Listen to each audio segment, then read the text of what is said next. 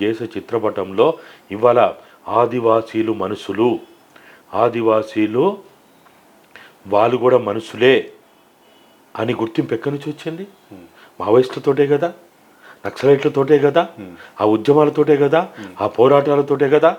ఇవాళ మొన్న ఆ హోంమంత్రి విజయ్ శర్మ మొన్న ఏదో ఒక ప్రాంతాన్ని పర్యటించినప్పుడు అక్కడున్న మీడియా చెప్పింది, భారతదేశ చరిత్రలో ఇప్పటి వరకు ఏ ప్రజాప్రతినిధి ఆ ప్రాంతానికి పోలేదని. అంటే అర్థం ఏంటిది? ఎందుకోసం పోయింది ఇవాళ? ఎందుకోసం ఇవాళ రోడ్డు వేస్తున్నారు? ఎందుకోసం ఇవాళ స్కూళ్ళు పెడుతున్నారు? ఎందుకోసం ఇవాళ హాస్పిటల్ పెడుతున్నారు? ఎందుకోసం ఇవాళ పెద్ద ఎత్తున అక్కడ రేషన్ ఇస్తాం, లేకపోతే అది చేస్తాం, ఇది చేస్తాం అని అంటున్నారు. మరి 70 ఏళ్ళ నుంచి ఎక్కడ పోయింది వీళ్ళు? ఎక్కడ పోయిన వీళ్ళు? ఇవాళ ఎందుకు గుర్తొచ్చింది? ఎవరి వల్ల గుర్తొచ్చింది?